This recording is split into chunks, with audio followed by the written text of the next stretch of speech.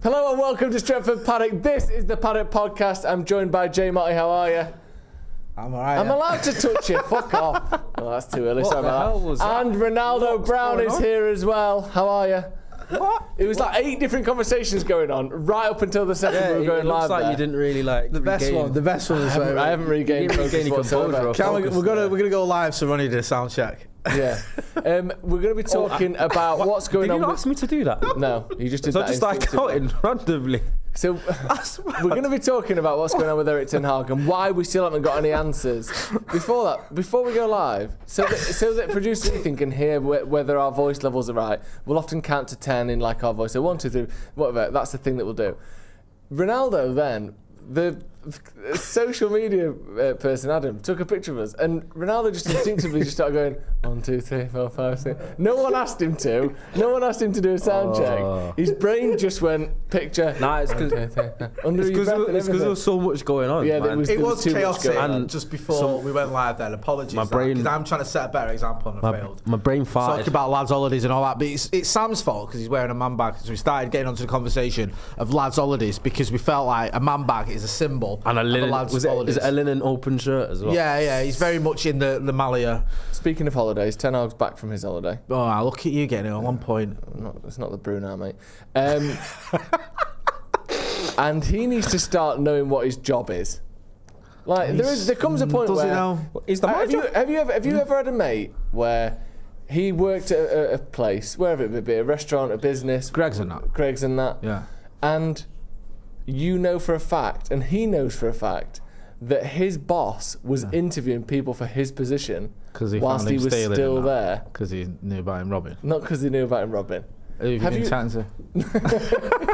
ever heard of this though in any other job? No, it's ludicrous. It's mad. I know, but people are trying to like rationalise it with they have to do their due diligence and look at other candidates because he's got 1 year left, so they have to look at alternatives. But it's not a usual common situation, and it's the same way that I've been kind of arguing against the notion that INEOS don't have to say anything or brief anything if they are staying with Ten Hag, and Ten Hag can just we can just basically have radio silence up until pre-season, and then that's it.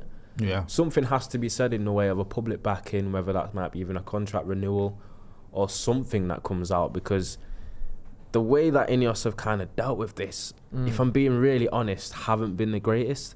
And I know it's a big boy sport, it's a big boy job, but you have to feel a little bit for Ten Hag in terms of he probably wanted as much clarity on his job and his situation as we have. It feels like there isn't much clarity, and it's kind of making us a little bit stagnant in the summer window. Yeah. And I think the fact that we've got a Euros coming up as well doesn't exactly help, but it is a little bit odd. It is odd. Let's go through sort of the latest on the developments over the weekend on this managerial situation. Because if we go back 1 week, most reporters, most journalists were saying we will find out this week, meaning last week, whether Ten Hag is keeping his job or not. Whether that's a statement, obviously, that he's been sacked, which they would have to do, or whether that is journalists being leaked the information that he's being kept on, or a statement that he's signing a contract extension. We thought one of those 3 things would happen last week. We didn't hear that. Then it might happen over the weekend. It hasn't happened over the weekend. Now we're hearing it's going to happen this week. And in the meantime, yesterday I believe it was, reports came out that United have spoken in the last couple of days to Thomas Tuchel, face to face, or certainly, Ratcliffe to Tuchel and Brailsford to Tuchel conversations have taken place. That firstly, that was the first bit of news, and then almost straight after was they've taken place, and Thomas Tuchel's ruled himself out of the United job. That was Romano. And a lot of other people sort of followed suit on that Tuchel will not be Manchester United's next manager. Your mate said it, didn't he, Lawton? Yeah, Matt Lawton said it as well. Romano was the one to break it first. He broke the story. Because I was out yesterday. I saw it, obviously, but I wasn't sure the timeline of who broke it. I presume Romano, as he usually first out of blocks with stuff. But when I saw Matt Lawton had it as well, I thought, I know you can rely on Romano, but I thought, well, there must be something in this. Yeah. Everyone's reporting. The only thing is usually with Romano, with Romano is a little bit differently to other journals. People might say sometimes when he comes out with news, he gets fed a lot of his information from agents, whether that be football agents or managerial agents. So sometimes you don't know whether the news has been fed. Sometimes has a bit of a PR spin.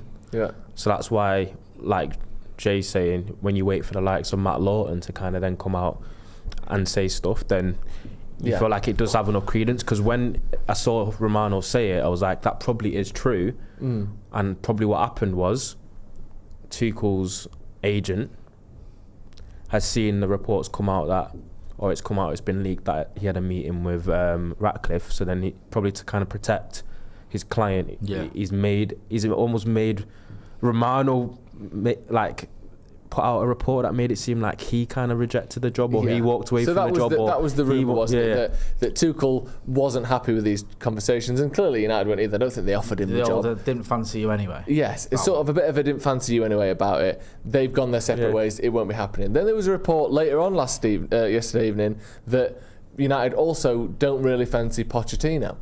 And that was sort of, not as widely reported, but that sort of came out. Then there's reports of De Zerbi. We haven't spoken to him. There's been no conversations with him, or sort of no in-person conversation. Then there's been reports this morning that, in fact, there have been conversations taking place, but not in person with De Zerbi. Like, Tuchel seems to be the only one who has been ruled out. Sky Sports have since said it. Matt Lawton said it. Romano said it. Everyone else, there's conflicting and contrasting reports that we have had a chat, we haven't had a chat. It is a little bit ridiculous, this, isn't it? It is, and the sort of the initial actions from Sir Jim Ratcliffe and INEOS seem to be positive ones. When he first took over, and he met with a few fan groups, and he did a bit of media, and he went to the Munich Memorial. Yes, these are tap-ins, but the tap-ins that the Glazers never did. So you go, okay, well, he should have been doing that. But okay, yeah, he should have. But our previous owners, or the owners that have been in charge for the last 18 years or 9 years, weren't doing those kind of things. So it made sense. You think, okay, I like what I'm seeing. Then when he appointed Omar Brada, you think, okay, getting someone from Manchester City, regardless of what you think of him, they have been successful, albeit with 115 charges hanging over their head, then that makes sense. Bringing in someone like Dan Ashworth, bringing in someone, trying to bring him in, bringing in someone like Jason Wilcox. Yes, these are all moves that you go, all right, we're acting like a grown-up football club. Over the last couple of weeks, though, it hasn't felt that grown-up. It hasn't felt that positive. It's felt a bit messy. And even just the optics of it, regardless of what has gone on, like, factually, the fact that you've got prominent journalists, credible journalists, saying that the club are going about these things and saying that Ten Hag has found out about it, I think is the latest we've got. I don't know where that's come from. I think that might be from Sky. That was from Sky this afternoon. You can maybe, question the validity of that one, or the veracity of that one, sorry. But yeah, it just, from the optics, it doesn't look great, because you basically, like you said, got a manager who's just won the FA Cup, said off you go on your roles. Meanwhile, we're going to interview a load of people about your job. And then everyone's going to find out about it, because every reporter under the sun's going to start reporting on it. It doesn't look great. We'll go enjoy your holiday. We'll let you know if we actually want you when you come back. Yeah. After we spoke to after we see if Tuchel fancies the job, then we'll give it in. But if he don't, you might still keep it. All right, nice one. Where do you think the line is between? And I've seen interviews with Dave Brailsford talking about how he takes a long time with decisions, and he's known for taking a long time with decisions because the famous quote, he'd rather walk to the right decision than run to the wrong one, which I get that. But when do you think we cross the line between thorough and indecisive? Because you get to a point where one is they've gone through no stone left unturned. They've literally taken everything into account. There was even rumours that in some of the conversations, Jean-Claude Blanc was pretending to be Thomas Tuchel, and Dave Brailsford was pretending to be Maurizio Pochettino or sort of defending their corner as though they were representing these people in these debates, like sort of almost like role-playing debates to a certain degree. Have they all gone completely mad? What? Bagsy, I'm being Tuchel. No, you was Pochettino. I'm being Tuchel. All right, okay. When I say he was being Tuchel, I don't mean he was being actually him as a person. I mean he was being the Tuchel camp. He was being the pro-Tuchel opinion. Right, okay. So there's even reports. I'm getting gravely concerned. Yeah, exactly. He comes in as Thomas Tuchel, dressed, or he got his little cap on and he's fighting with everyone all the time. No, I don't think it was quite to that degree, but I like to imagine that. But like, you get to a point where you go, okay, well done. I like that you've been clear and certain and you've taken your time with this. But the Euros have started now. We might have missed out on a target or two. You look like you don't know what you're doing. We have to make a decision at some point, surely. Surely we can't let the Euros roll around and half of these players and managers and people are either on holiday or playing or whatever in terms of transfer. Do you know what I mean? When do you think we cross that line? Honestly, it wouldn't surprise me. Because it was even if it went beyond this week, would that even surprise you at this point? Where does Barada come into this, man? I don't know. Barada is meant to be alongside Wilcox and Ashworth, the almost like the Holy Trinity, that are meant to be making this decision. No, it's not even really meant to be down to Ratcliffe. And I think you've got two major cogs in the system that are meant to be making this decision on the manager, not even fully in place at the club yet, which is a bit strange. But it doesn't mean that they can't have a lot of input over WhatsApp or over email if you're an Ashworth. But what I will say is, it's just a little bit like, because obviously there isn't any clarity right now on Erik Ten Hag and his job. And you've had reports come out about a couple of weeks ago that INEOS were almost delaying it a little bit because it became cheaper to sack him after June, because him winning the FA Cup final and qualifying for Europe kind of raised the price if they were to get rid of him, and all of those little things that come into play. But I would have liked this to have been dealt with pretty much within a few days to a week after the end of the season, because I don't genuinely believe that the review only began post-season. I think they've been reviewing probably with a month left in the season, or they were reviewing Ten Hag as his job was going on, because we even came on week in, week out saying it felt like Erik Ten Hag was on a trial. Yeah. So right now it just comes across like they have been indecisive, and it seems to me that INEOS have decided a while ago that Erik Ten Hag isn't their guy, but there just isn't anyone attractive enough out there to come in and replace him. So INEOS have now found themselves between a rock and a hard place, where they don't want any of the replacements or candidates on the show about him, but they don't want the current gaffer either. So it's just a shit situation in general. I wonder who, if every manager in the world, except, take away the absolute no chances like Pep or Klopp, take them out of it. If every manager on earth got sacked and we could just pick who do you think they would sack him for?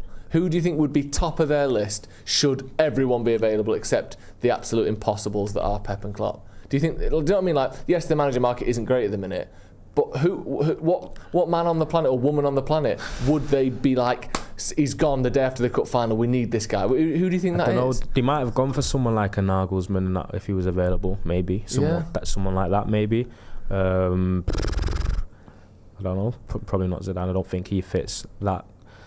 I have no idea really. Because that's other than Nagelsmann, I'm not really sure. Everyone's saying, and rightly so, the available managers at the minute aren't hugely appetising, and I appreciate that. De Zerbi, okay, you've done it decent with Brighton, at times very good with Brighton, but it's at Brighton, you've never won a trophy, you don't stick around very long. We've been through all this. Pochettino, ups and downs. Tuchel's probably the best manager, best CV of anyone available. He does, the conversations broke down there. Who would we even get if everyone was available? Who is this magical manager that everyone loves? Alonso, maybe? Yeah? Yeah, I think that's probably the best one. If everyone, but he ain't gonna. Yeah, I don't see him leaving Bayer Leverkusen. I don't even think he'll come to United anyway. So I actually don't know. This is the problem. But if it comes out like Ten Hag stays and it feels like INEOS have just settled, I'm just concerned about what that actually means for next season. And I think next season could be very painful in that scenario, because you've just got a manager who's got his job basically on a tight leash. INEOS give the impression that the moment that things go a little bit derailed or we go on a little poor patch of form next season, his job will be under pressure. I think there's just going to be scrutiny week in, week out. I think that will be the case anyway if they did change manager, but it just seems now INEOS have kind of made this situation so big that no matter what decision they make, next season is going to be tough in terms of the pressure. Do you think there's scope? Sorry, excuse me. Me dropped from my chair. Do you think there's scope for INEOS to say, look, we know what Erik Ten Hag is about. We came in, we looked at the options. We spoke to Tuchel. We looked at De Zerbi. We looked at Pochettino, and we decided that we've got the best manager in Erik Ten Hag if they stuck with him. Do you think they could get away with that? Because they could say that is our due diligence. Was we looked at every single manager we could possibly get at a top level who could come in and take over at Manchester United. That's why we met with Tuchel's people. That's why we met with Pochettino's people. That's why we spoke to De Zerbi's people, because we wanted to look at the options. We know what Erik Ten Hag's about. We've spoken to him. We wanted to speak to these guys, and at the end of all those conversations, we're happy that we've got the right man in Erik Ten Hag. Do you think that could happen, and that would be feasible in terms of just publicity-wise, PR-wise, or do you think people would go, "He's chatting rubbish"? They'd probably PR it like that. I think that's the angle they have to go down. Yeah. I think if they keep him, they have to say, maybe they won't explicitly say we chatted to this guy and that guy, but they'll say, after our season review and reviewing the potential, the best way to move Manchester United forward, all things considered, is under the man who has already had proven success here. We know he gets on with this team. We know he's a winner. We want to back him. That's what they'd have to say. There's a media counter to that, though. Which is? They'll be like, all right, so why haven't you renewed his contract then? Yeah, you keep talking about it, don't you, on socials about the fact that, because there's this argument going around. If he's everything that you've just said, have a laissez-faire attitude, not do anything. That just says you don't really rate this manager, because you're just basically Ralph Ragnicking him and saying you're here for another 9 months and then you're done. Everything that we've been told about INEOS when they've arrived is everything's about a rebuild, a long-term picture, and everything being gradual. So you come in, you put a manager under an intense review. You've been interviewing replacements for weeks. You've given him no clarity on his job, and then you decide to settle with him, because that's exactly what it will be. And then you don't renew his contract when he's got a year left. How is letting a manager go into the last year of his contract when you showed that you didn't really believe in him, but now we're saying that you do? How's that conducive to anything long term or rebuilding? Do you know what I mean? I don't think it is. Do you think they could do that then? Sorry, I didn't mean to insult you. I think they'd have to. Give him an extension. I think give him a 1 year extension. So we'll give you another year. It's a symbol that they're not doing what you're saying that they're doing, which I think they probably are doing, which is panicking and having to pick Ten Hag because there's no better options. But also it shows that we are at least open to the idea that Ten Hag will be here long term. Whilst also, let's be honest, he's got a year left now and they still might sack him. So if we sack him in 6 months, he'll have 18 months left instead of the 12 that he's got now. It's not radically different, is it? And there's no guarantee that there'll be any better managers available. Let's say we have a bad start to the season and we'll sack him at Christmas. Okay, who's available then? Like, Nagelsmann's just signed a new contract at Germany. I mean, maybe you might squeeze Enrique out of PSG, but I think he's just signed a new deal as well. You've got Flick, who knows what's going on at Barca. He's literally just signed there. Tuchel, the guy we've just interviewed, and it's not worked out. Unless one of us caves in on our demands, that's not going to happen in 6 months either. Like, I don't know what will have changed radically. Things can happen, but you're almost sort of buying yourself time, hoping that the landscape changes and hoping that Ten Hag fails, which I just don't see as an option either. There's always the possibility that any of us have spoke to and looking at managers that we don't even know about. That's the option. Do you know what I mean? Sometimes I've heard a couple, but you feel like, would that have come out? Would someone have said, "Oh, United are looking at him"? Especially the agent of that person. You never know, because it has been quite tight-lipped. Obviously, people are talking about how INEOS probably would like for a young manager. Yeah. And then Arsenal have tried to make that about them, saying they want clubs want to find their own Arteta, but.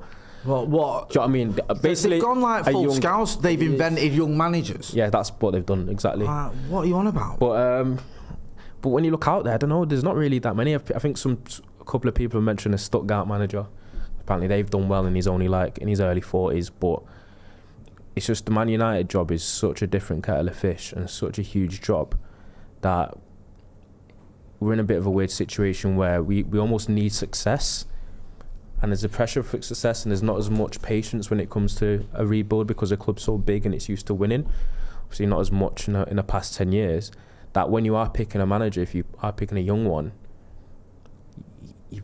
there's a huge risk whether he's able to deal with it. Yeah. So, INEOS probably taking this all into account, and that's why it's become so jarring almost with how long it's taken for them to come to a decision. Yeah. But then you've got people saying, if they're staying with Ten Hag, then there's not a decision to make and they just don't have to say anything.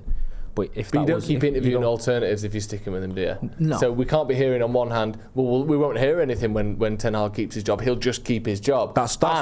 We've just had a chat with Thomas Tuchel 2 days ago. Though you can't have both. Do you know the amount of people that are saying that? Yeah, it doesn't make any sense. No, I'm saying that INEOS don't need to say anything if they keep in Ten Hag. That's annoyed me because this situation that United are in with the manager is so unique. It's not something it's not. Can you think of anything that has happened like this. Not at United in my lifetime. It's a unique situation in isolation, so you can't be like, when an owner's keeping a manager, they don't need to say anything because he's under contract. Because you're making it seem like what's going on at United is a common situation when it's not. It's a very unique one where his job's been kind of shopped in the media. It's been shopped generally. They've gone and interviewed other candidates. They've not given him any clarity whatsoever. Yeah. Some people might think he's been slightly disrespected in a way, maybe. They can't then just act like it's not happened. There'd be radio silence and him just go into pre-season and like, it's all right, man, you've got 1 year left. Do your job. Yeah. And it has to come out a bit different than that. They've also sacked or replaced everyone above him. So it's not like they've come in and gone, Richard Arnold, you stay there. John Murtaugh, you stay there. You stay there. It's like, you're gone, you're gone, you're gone, you're gone. We've got this new guy, a new role here. This guy's new. Yeah. We've got 3 more coming in on the board. And actually, the manager, we're just not going to say anything. That isn't how they've done any of this. And like you said, Ronaldo, we haven't been in this situation as United fans for nearly 20 years with new owners, and they were never going to sack Sir Alex Ferguson. And, you know, top teams, we've had Chelsea do it, and they sacked their manager pretty quickly in Thomas Tuchel. Arsenal have had the same owners for quite a while, same with Liverpool, same with City. So this doesn't come around very often, and things will be a little bit different. Jay, before we move on. Okay. This show is brought to you by Manscaped. Good. What do you like about Manscaped? What don't I like about Manscaped? I tell you, honestly, Manscaped, right, every time you think to yourself, these guys have absolutely smashed it. They've reached the pinnacle, they've reached the zenith, they've reached the very top. There's nowhere else to go. They go, bang, Ultra 5.0, have a bit of that. Yeah. Lawnmower 5.0, have a little bit of that, yeah? They have got you covered. Also, with us, you get 20% off and free shipping when you click on the link in the description using the code DEVILS20. Now, I know what you're going to say, Joe. What? You're like me. Yeah? What am I going to say? You're set in your ways. You're traditional. You're a bit old. Do you know what I mean? You don't like change. Yeah. I just get the gardener to sort of trim me down while he's doing the help. Yeah. Yeah. You get the help to do that. While he's doing the rhododendron. Exactly. But now you don't have to do that because with Manscaped, you can get the Lawnmower 5.0. You can get the Weed Whacker as well, because that comes as part of this. You can get the Shed Travel Bag. You can get the Boxer Briefs. You can get the Crop Soother Toner, because we all love a bit of soother toning, don't we? Yeah, we do. So not only do you look the part, you smell the part, you feel the part. You've also got the Crop Preserver Ball deodorant. The toner is crucial, I think. Yeah. Because we're all talking about the length of the hair, but the smell is important, isn't it? Of course it is. You won't just go out with your armpits with no deodorant on. No. And yet you're going down there with your bloody... Well, now your balls are looking up at your armpits going... I'm in your gang now, mate. Yeah. Do you know what I mean? I've got a bit of deodorant too, so don't start giving it a big one. Yeah. So you've got all that, and you've got your free shipping too, and your 20% off. All you've got to do is click on the link and use the code DEVILS20, because the Ultra 5.0 is here. Yeah. And you've got all the things that you love, all the things we've mentioned, The Weed Whacker, I love the Weed Whacker, because when you get to a certain age, your nose and your ear hair, it gets out of hand. It ain't pretty. I've had nose hair from a lot younger than most of the people I went to school with. I had nose hair in like sixth form and that. Really? Yeah, so I've always been into that. And you know, that's where the Weed Whacker comes in perfectly. But it's not always men of a certain age, even young boys. Well, that's like, you know, to be fair, I went bald quite young. Yeah. So it can reverse. Go the other way. Yeah, you can have hair from your nose and ears quite young. You gave me your head hair to my nose. Exactly. Yeah. So thankfully, Manscaped has got you covered. Click on the link, use the code DEVILS20, check out all the good stuff you get. The Lawnmower 5.0, you've got the Crop Preserver, the Ball Toner, you've got the Shed Travel Bag, you've got the Boxer Briefs, you've got the Weed Whacker, you've got all that good stuff. Manscaped's got you covered. Just think of DEVILS20. Yes. The link is in the description. And a big thank you to Manscaped for sponsoring this podcast. Danny Foster, who's been a member for 28 months, says, maybe all this contingency plan, get a list of managers to succeed Ten Hag. No other club has to announce if the manager is to stay. Keep up the good work. We've kind of just addressed that before about having to address it one way or the other. Yeah, and even if they don't announce it, in there, son. There will be journalists that announce it.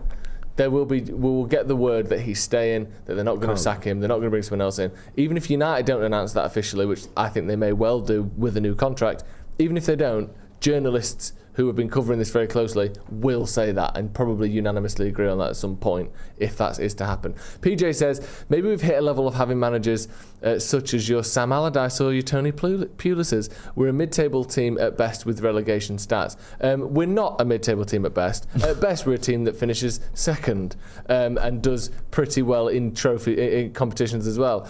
We're a mid-table team at worst. Literally, the worst we have been in 30 years is a mid-table team. Yeah. So I get your point, but we aren't a mid-table team. I at love best. that. We're a mid-table team at best. No. This is the highest we're going to achieve. 8th is actually a result for us. We should just get Allardyce in. You know what I mean? Steady the ship. Do you know what I mean? Yeah. If you need a contingency plan, it's quite. It sounds smart from a business perspective, but if you wouldn't need a contingency plan if you believe that you've got the manager required for your 3-year rebuild. Yeah. It is interesting. It just seems so messy and unnecessary, all this. Yeah, it does. The fact that you haven't got a standout candidate speaks volumes as well. Like, it doesn't feel like there is one out there where you go in. Like you said, he's our guy. The fact that it seems like he's just shopping around trying to get someone. Like, what does that say? Like, what does that say about what INEOS think about Ten Hag? Well, it says, A, they don't back him.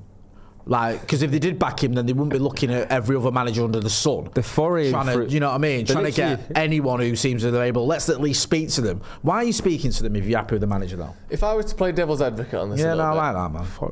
I would say, and I'm not saying I agree with this, but I think it's devil's advocate. We understand this point, and I'm sure this is what INEOS would say if we had him here. So it's probably worth thinking about. They would say, we've come into a new organisation and we are reviewing every piece of that organisation. Yeah. The most crucial one, certainly publicly, is the manager. Yeah. In terms of single person, obviously there's players that mean more in terms of what they do on the pitch, but the representative of those players is the manager. We have to take every single precaution to get that right. Yeah. Because of that, we're analysing Ten Hag as though he is sort of almost out of the job. An external candidate. He's an external candidate. Yeah. That we're not going to make him interview for his job. We'll use his body of work as his interview, but we'll have a chat to him and we'll have a chat to other people. We're just doing what is best for Manchester United by making sure if we do go with Ten Hag, it's because he's the best man for the job, not by guessing that he's pretty good despite finishing 8th. I get that. It does feel a little bit like I think we should see other people kind of thing. You know what I mean? Like, but they didn't get into this relationship. Do you know they were given Ten Hag. They didn't buy him. They didn't meet him and date him and court him and bring him in. They were given him. He can't be. You know why? Go on. I get that now in it to an extent, but you know why he can't be fully seen as a quote unquote like pseudo external candidate is because he's in the job and everyone else that they're interviewing hasn't managed Manchester United for the past 2 years. Erik Ten Hag has, so it's almost like that either works for him or it works against him if they're looking at it from a candidate standpoint, because there's an element of the unknown with the managers, but there isn't with Ten Hag. Do you know what I mean? So I'm not sure that fully works, but I kind of see where you're coming from. Yeah, I just think that I don't necessarily agree with that, but I think INEOS will say, and in 6 months' time, or let's say 6 years' time, even let alone 6 months, if whatever they do in this window and this summer is correct, and we go on to be successful and start challenging for the big trophies consistently, top 4 consistently, then it will not really matter how long they take with it. The problem is, like you said, Ronaldo, every day and every week that goes by, you're slowly undermining the decision you go on to make by making it clear to everyone that it wasn't so obvious that you did it straight away, and therefore bringing that doubt in. That's my biggest worry, is that public opinion does matter. And once journalists and fans and social media and opposition fans and pundits and start turning on a manager, or the narrative builds that they don't like Ten Hag, or the narrative builds that they were never that keen on Poch in the first place, or whoever it is, that does snowball and end up getting managers sacked sometimes, or make it easier for them to get sacked and make results worse. And I do think that has to be taken into account by INEOS as well. What they're doing to Ten Hag's reputation, or even the reputation of whoever they bring in next, isn't helping it by taking this long, is it? And another thing is, so Ten Hag is kept on, but he doesn't get the assurance of a long-term contract, which he probably won't get. On the basis of his first 2 years, he probably won't get a long-term extension. At most, it'll probably be a 1 year, based on obviously first season combined with last. So I think that's the difference between that we pressure if they pivoted and went to another manager, but the other manager might have a little bit of a longer leash because they've picked him and they're only in their first year of the job or their first 6 months of the job, whereas Ten Hag has had 2 years. So then it's almost like he'll have a shorter leash if they do stay with him, because people have said when I've kind of gone with the notion of Erik Ten Hag is going to be under a lot of pressure if he is kept on, where it almost feels like there'll be bi-weekly pressure, and you could say that could be the case for anyone that manages Manchester United, but I think particularly in this situation, Ten Hag goes into next season, he knows that week in, week out is almost fighting for his job, and you don't know whether that's conducive to anything long-term, because he might start sacrificing like long-term structures and style for short-term game, which is like wins. Like, how can I win this game? How can I win this football? Which there's nothing necessarily wrong with that, but it seems like INEOS want to go with a bigger picture, a destination, do you know what I mean? In terms of play style and tactics and ideas, don't you? Exactly. And nothing's evolved, but you can't always be playing emergency, keep your job football and expect to progress past Liverpool, past Arsenal, past City. You can't do both. Because in the same way, football fans, we are fickle. And I said to Jay, I reckon there are so many United fans that were very kind of sceptical about Ten Hag, or probably on the side of thinking that he was probably going to get sacked, or would have probably wanted him to get sacked before the City game against FA Cup. Yeah. And I reckon there's a lot of fans that completely changed their mind and pivoted once they won the FA Cup final. So these are the same fans for me that going into next season, if Ten Hag stays, that's a good point. If he has a poor run of form, they'll turn on him. Yeah. So that's I know for a fact that's what's gonna happen. Yeah, that's a good point. So, do you know what I mean? You're right. Yeah. You know, I mean, there's some fans that were sort of backing him anyway, but that was such a big result and such an emotive result as well. To beat Manchester City in the FA Cup final, the way we did as well, that you can't help but get sort of caught up in the emotions of that if you weren't a massive Erik Ten Hag fan. I mean, I think most of us on this channel were backing him anyway, but certainly not going to change your mind after that result. But we need to just get honest about some of these candidates that have been suggested for the United job as well, man, because they're all so flawed. Like you was mentioning it there, Joe. Like, you know, you finished 10th or whatever with Brighton, you finished 16th with Brentford, you've been sacked off Bayern Munich after finishing 3rd, you've finished 6th with Chelsea, you've never won a trophy in English football, and you finished 3rd in a 2-horse race. I mean, none of these candidates look to me like anything other than second choice. And there is I want to move on a little bit, there is another candidate that we haven't spoken about today so far, and that is Gareth Southgate. Jesus Christ. Who, over the weekend, I will say this, very much on the unreliable end of the spectrum. People were starting to say, oh, I've heard, I'm not putting any weight behind that. But he has been consistently linked to the United job since INEOS arrived because of that relationship with both INEOS and with Dan Ashworth that Gareth Southgate has. We've been into the whole, do we want him or not? We can all agree we're not keen on Gareth Southgate. Do you think he might get the job? He might do. Stranger things have happened. I mean, look, I don't know what his relationship is like with Dave Brailsford. I don't know how much weight Dave Brailsford has in this decision and how much he thinks of Gareth Southgate and whether he holds him in such high regard. I don't know what Sir Jim Ratcliffe thinks of Gareth Southgate or Omar Barada or Jason Wilcox, if they've got any say in it, or Dan Ashworth for that matter. We know they worked together on the England setup before, so they might have an affection for him. They might think he's, you know, a good guy or a good manager. If he does well at the Euros, that might sway them a little bit when they go, well, you know, he's won the Euros or he's done something with England, why not get him in at Manchester United? He could bring that to Old Trafford. I just think it would be an absolutely disastrous move. I think the appreciation for Southgate's legit. There's been well too much smoke now. There's got to be a little bit of fire, and I'm actually going off. I'm going to stick him in it.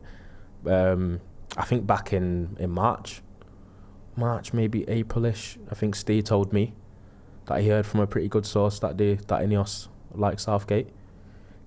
I remember him saying it to me, and I just completely brushed it off and just ignored it because I thought he was just chatting shit. And he said, "Nah, Ronnie, like they're keen." The source and the person he mentioned is very it's very close. Yeah. And I was like, that can't be true. And he was like, yeah, it is. Yeah.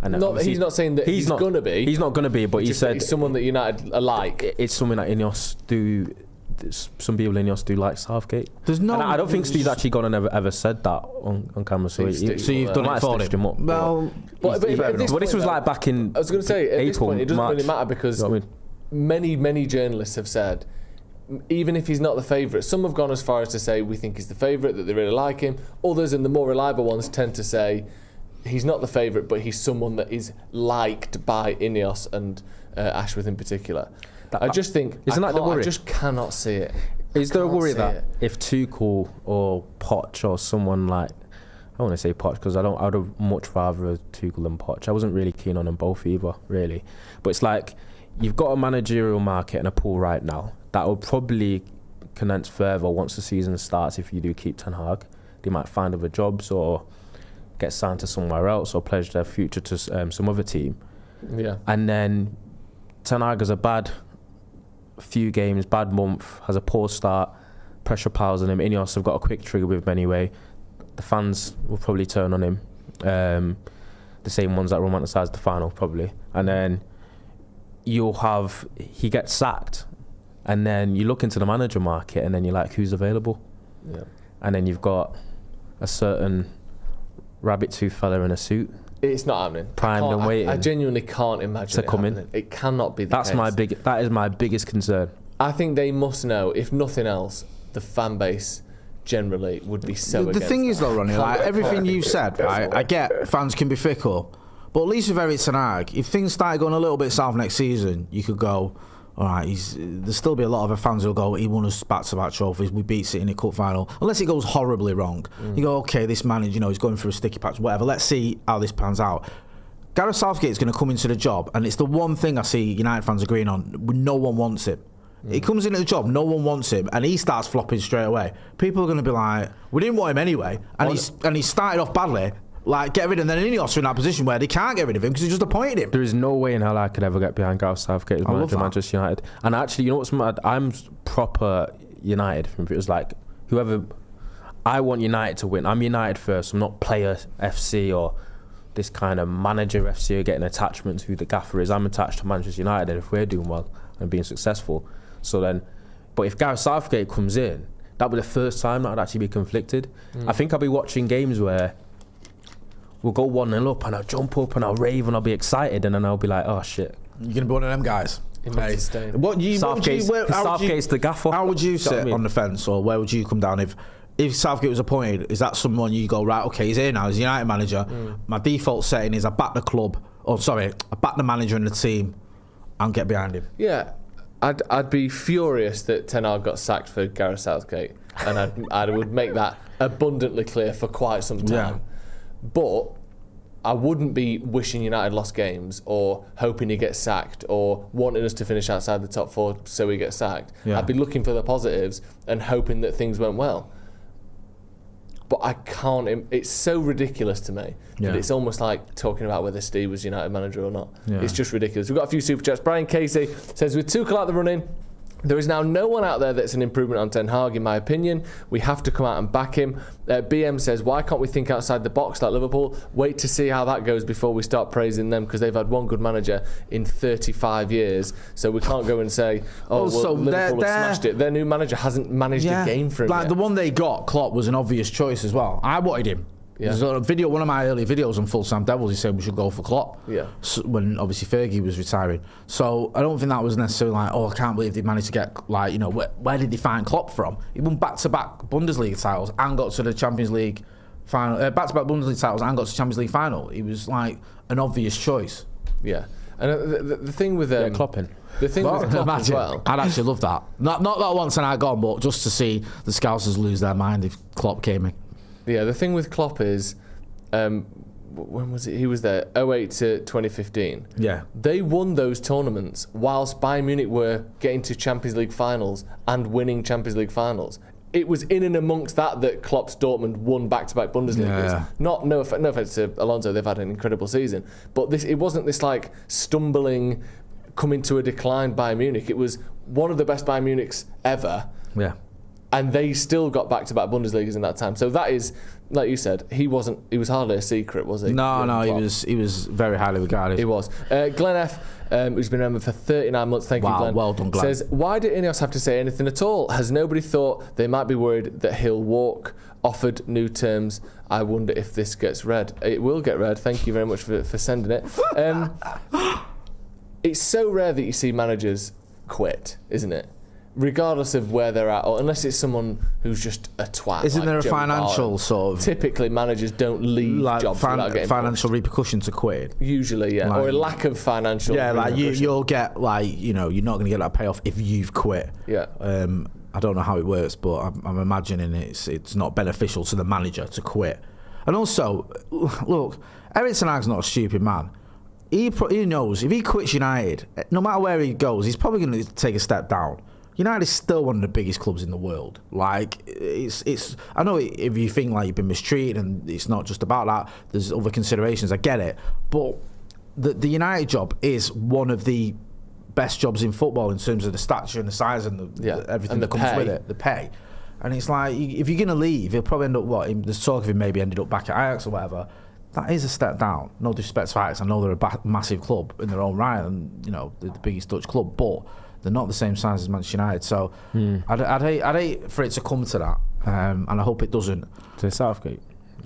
Sorry? To Southgate? No, I don't want Southgate. Yeah. So I'm a little bit like you, Ronnie. There's part of me that feels like, you know what it would be, right? If it was Southgate came in, I always get behind the team and back the manager, but I'd scrub out Glazers on me, Glazers out posters, and replace it with INEOS. And I'd be hashtag INEOS out. Not even making new ones. No, that'd be me. I'd just start all that campaign. Sam Z said, if at the end of this saga we end up with Southgate, I'm going to lose my mind. Would rather have Ten Hag for life than Southgate. I completely agree. Matt G said, the reports Ten Hag getting sacked broke when Chelsea fired Poch and linked to McKenna and De Zerbi. McKenna to Chelsea and Brighton seemed to spook them. It did all start around that time, didn't it? Since then, McKenna signed a new contract at Ipswich. De Zerbi is still sort of in the wilderness somewhere. I don't know what's going on. DiMarzio said something as well, didn't he? DiMarzio made that claim about Ten Hag getting sacked in an interview with a Dutch publication. Then a few days later, what's his name? Romano. No, Jacob Steinberg. Jacob Steinberg at The Guardian said that Ten Hag's getting sacked whether we win or lose, which doesn't seem true now, does it? Looking at it, I mean, we don't know. He might get sacked still, but it doesn't seem. The thing is, he might have lost, and this still might have happened. Exactly. So those things were what started to come out that made everyone start talking about this. But the thing is, right, there might be an element. Sorry, Ron, I didn't mean to cut you off, bro. I know it's slightly different because different owners came in, but sometimes, you see it with managers, like Di Matteo did it at Chelsea, and Tuchel even did it at Chelsea, where they win a final, and the sort of Di Matteo's probably a better example because the ownership changed when Tuchel did it.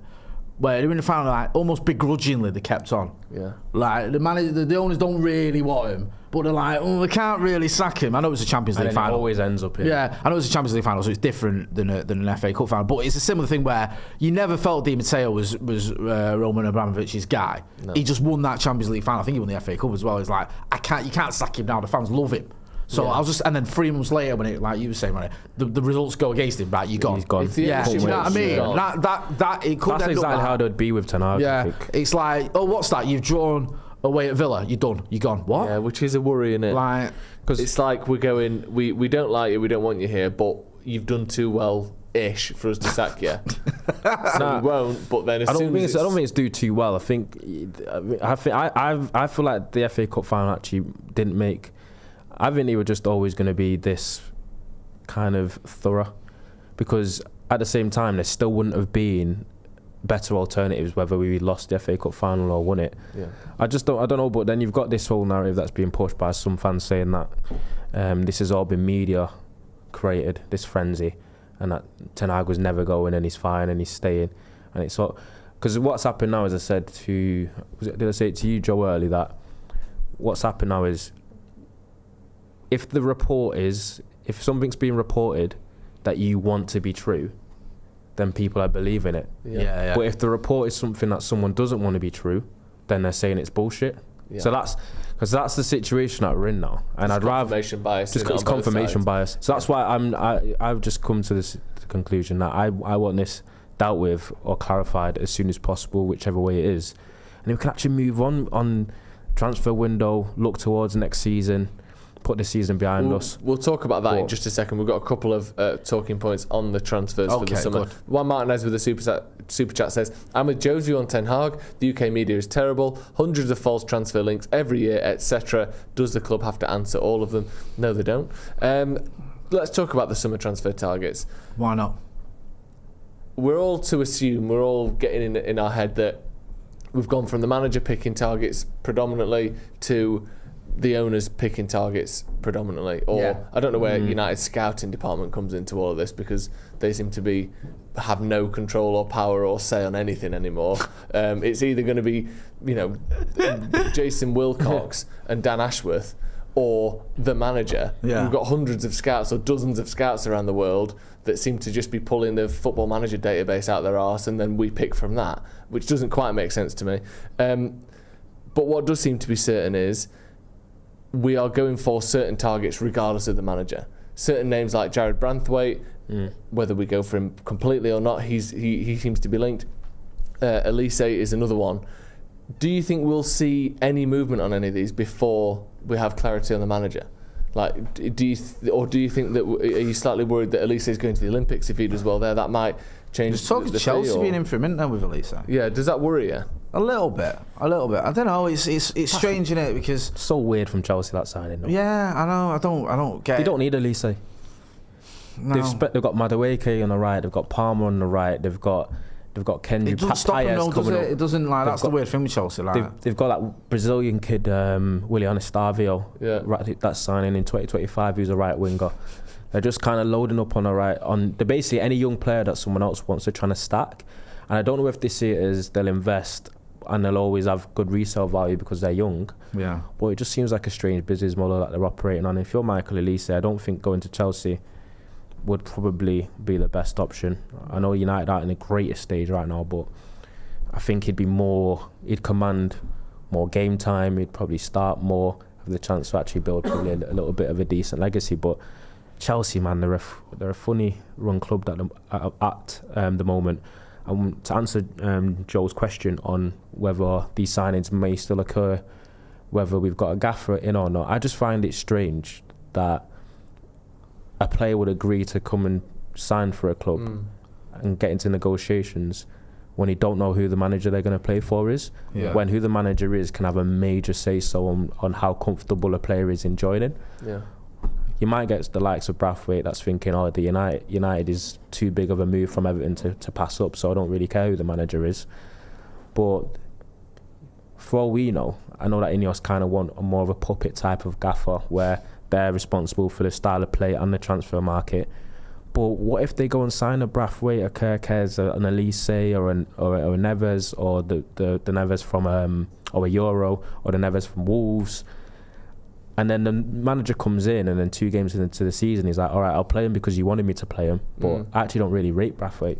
I don't really rate Neves. Yeah. I don't really rate Elise. We've seen that in the past. We've seen it with there was an element of that with Van Gaal when he had players playing out of position and sat on the bench. Definitely with Jose, where he left Fred on the bench, and then after the Juve loss, basically said I had no one on the bench, even other than the £50 million player you'd just been bought, and it was obvious he didn't want him. Like, it's just, it seems really odd. And like, listen, I like Elise. I think he's a good player, but there's other areas as well where we definitely need players. Like, you definitely, for me, you need a left back. For me, you need a central midfielder. You definitely need a centre back. Yeah. So I don't know how the pecking order of these signings works as well. Are you going to get Elise and then worry about the other positions when you might not have a left back who's fit next season? I know Luke Shaw's with the England camp, but it's just, none of this makes any sense to me. And also this whole thing of we're going to get a manager to play a certain style, and it almost doesn't matter who you've got, but you have to know who that manager is, because not every manager is just a robot replica of the last guy just because you have a style and a philosophy as a club. Like, you could, but there's still differences between people. Yeah, Ronnie makes a good point, because the new manager could come in and go, right, my front three is Marcus, Rasmus, Garnacho, or Diallo. And Elise says, like, right, man, I'm just signed to sit on the bench. Yeah. He might be like, I like him. Yeah, he's great, but he didn't start every week for me. Yeah. So if Maguire stays, he might think, Jared Brathwaite's a left centre half. I'd rather Martinez play there, and I'd rather a Maguire play next to him, or if we sign over, if it's a Todibo. Do you know what I mean? I don't know. I think you have to know the manager. You've got to liaise with the manager to an extent about who you want to sign. I think we've been wanting a competent boardroom to come in and have like an idea and a structure in place, but there still has to be some sort of synergy from the gaffer to the director of football. And if there isn't that, then there's a problem. And there already seems like there is a bit of a disconnect, because the director of the football is meant to be Ashworth. Yeah, I think that's come in, and we don't even know what he thinks. Of because he's not in the job yet, so we don't even know what he thinks of the gaffer himself. And then you've got Berardo. Do we even know what he thinks? Wilcox has come in, and I think everything that you've seen from Wilcox suggests that he doesn't fancy Ten Hag. That's just the vibe that I get. It seems quite obvious. Do you know what I mean? Yeah, it's hard to know for sure. I don't know. It just seems like a bit of a mess. I know. Yeah, it does. And this, no two managers are the same, no two players are the same. You can't just assume that because we're going for a certain style that every manager we bring in will therefore completely agree to the person, to the position that we like the same guys you like. That you can't do that. This has to get sorted out, and I know we're sort of dwelling on it, but this has been 2 and a bit weeks now that we've been waiting for this. Also, some of these players, like sometimes with a player you can go, doesn't matter who your manager is. If you sign Kevin De Bruyne, he's gonna. I think a lot of people knew Pep was coming anyway. But Pep ain't gonna go, why have you got me Kevin De Bruyne? He's even Raheem Sterling to a certain degree, because he was smashing it at Liverpool, and then you've got him from Liverpool, one of your rivals, to your club. It makes a lot of sense. With some of these players, like Ronnie was saying, Brathwaite, it's not a given that he'd start. I mean, he probably would, but it's not 100%. It's not 100% that Kirkes would start or Lise would start. I mean, they probably would, but it's not. Do you know what I mean? They're not that type of player where you go, well, if you're buying Paul Pogba's going to start. Do you know what I mean? Like, there's no argument there when we bought him, or a player like that, of that calibre. With these guys, it's like there's still a slight debate there as to whether a certain manager would pick them. So that adds to the air of sort of confusion around all this. Did you ever see that thing with Pep about, according to Fernandinho, when Pep was managing Bayern Munich, he told Bayern that he didn't want De Bruyne from Wolfsburg. Yeah. He said, they were like, what do you think of this guy? He's smashing it in the Bundesliga. Obviously, Bayern Munich, pick all the best players from the teams below him, bring them in, win trophies.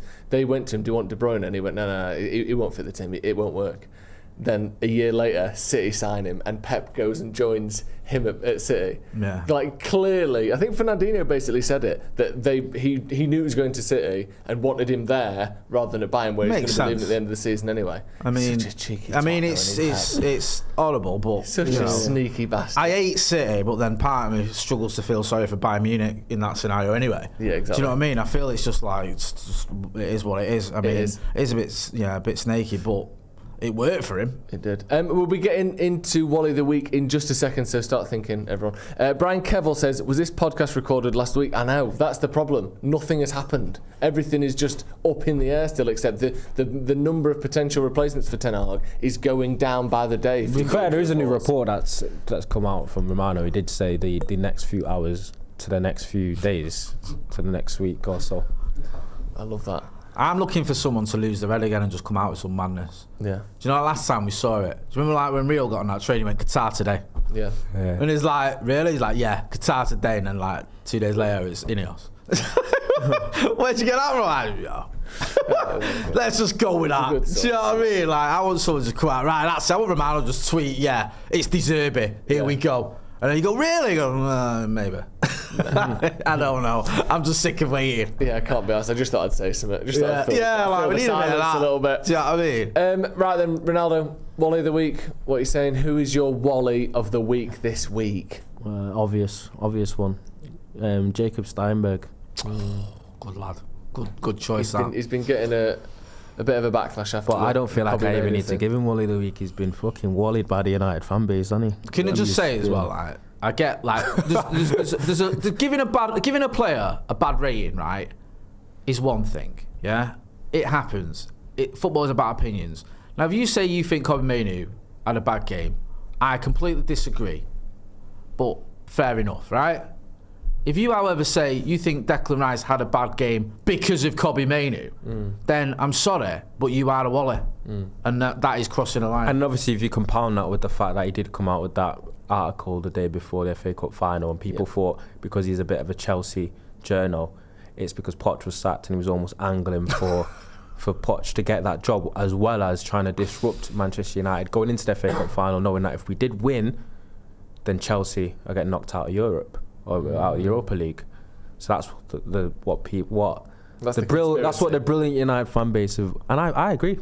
I agree that could have been the notion, and then he's followed that up with this weird kind of, and I didn't watch the full game, I saw bits of it. I don't think Mainoo was the worst player on the park. I thought he did okay, as he seemed to make out. I thought he did all right. But the actual goal that he's getting blamed for, that was never his fault. That was Declan Rice being too high and Kyle Walker being a bit of a bozo. He's been a bit of a bozo for about a year now. If you actually watch him, he's been quite poor, especially since he's had to deal with his co-parenting. Do you know what I mean? Yeah. So that.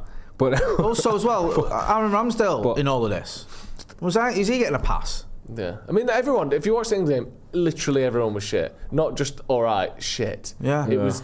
And if you watch, I watched couldn't break them down whatsoever. And, like Mainoo, 1 or 2 stray passes, but on the whole, he did all right. Yeah. He did.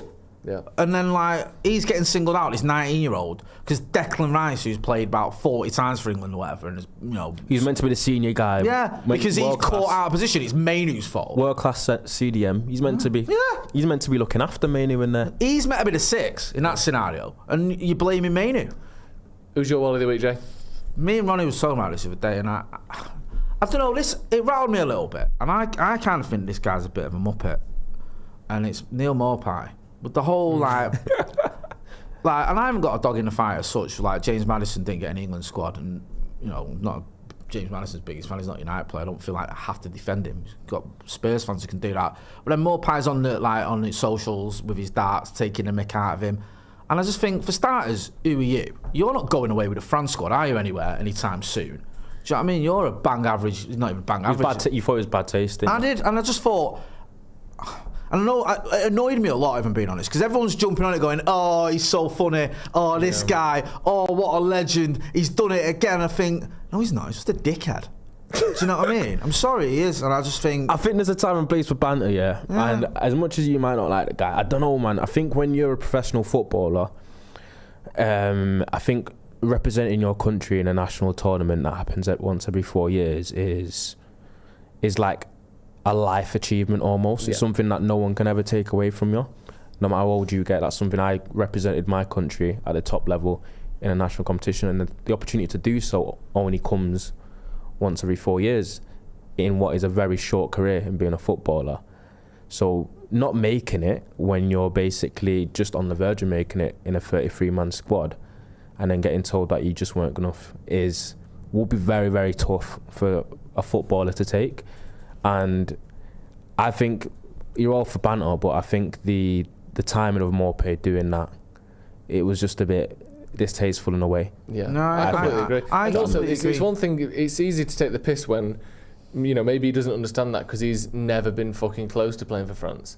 Maybe that's why it's a little bit. He don't quite get the severity of it, or the fact that he's just because, like you said, there's one thing where you've retired and you're a pundit and you're being, criticising what you say. But these are like fellow professionals, and his whole persona now is being the knobhead who takes the piss out of people for stuff. Like he's in his mid to late 20s and he's not got a cap for France. It's probably and he's never going to really get. It'd be a massive surprise if he got one as well. I just think he's already off. And I see him giving interviews and that, talking about it. Like I think he was on Talk Sport and he's like telling us, and I think it's like, how'd you come up with it? Oh yeah, it's the same joke he's been doing for 2 years. What comedic genius, yeah. Peter Kay's job's safe. Jesus wept. My Wally of the week, and I hate to get political, is Richard Holden. Oh, the Conservative chair. Joe, I don't like politics on this channel. Especially don't like politics as critical of the Conservatives. Who simply refused. He's basically got as much personality as a fucking chair, which is probably why he's got that job. But he just refused to answer any questions whatsoever about the fact that he's moving his constituency or moving to a constituency 300 miles away because he might have a bit of a chance of winning. The whole Conservative Party is in absolute freefall at the minute. And whilst it is slightly hilarious, it's also embarrassing that they are the current government of this country and have been for the large proportion of everyone's life. Do you know what the stupid thing about that is, right? Loads of politicians get parachuted into safe constituencies, right? It happens all the time. Yes. Like 90%, or not 90%, but half of politicians won't be from the area they're representing. Yeah. Like, you see it all the time. And also, you've seen that other guy, I forgot his name, who's got an Airbnb in the constituency and he says, I've lived there for ages. Yeah. How long? Well, I've got a house there. You haven't. You've got an Airbnb here for a month. Like, you absolute fraud. So you see it a lot, right? It happens, I get it. But what made me laugh about the whole Richard Oldham thing, right? It's like the sort of unwritten rule of when you're giving an interview is you don't have one of your PR people interrupt the interview halfway through because you're doing so badly at it. And then so you can't ask him that. We agreed you weren't going to ask these questions on camera. Yeah. And then Sky put that out. That just makes you look like an even bigger muppet than you already looked. Yeah, it's horrendous. It's like they're just trying their hardest to lose as many seats as possible. And if that's the case, they're succeeded. Yeah. Right, that's going to be all from us. Thank you very much to Manscaped for... Bloody hell, one sec. Nuruddin's gifted 50 Stretford Paddock memberships. Bloody hell. Thank you very much. That's not the first time either. You did that last week. Can people... thank you very much. People getting in there and going to be able to get in there before... Nuruddin, if that's your card, mate. What do you mean? Why are you saying that? You always say that. That's your card. For anyone who's just been gifted a membership, we've got extra videos in the member section. So go in on the channel. You can find the member section in there. We've just recorded a new one today that's going to be going out looking at Southgate's relationship with United players since he's been the England manager, how that could shake out, were the unthinkable to happen, and he got the Manchester United job. Thank you very much for joining us, everyone. Thanks. What are you laughing at? What are you laughing at? It better be good. Right. I'll tell you after. What? He's done, yeah. Hey, that'll be on the members section. Us. Yeah, if you get one of them memberships that Nuruddin's just gifted, you'll find out what Ronnie was looking at his phone and laughing at. Yes, exactly. Thank you to everyone for joining us. Again, the link to Manscaped is in the description. Use the code DEVILS20. You get 20% off and free shipping at checkout as well. So make sure you go and check out Manscaped. Thank you, Jay. Thank you, Ronaldo. Thank you for joining us at home. We'll see you in a bit.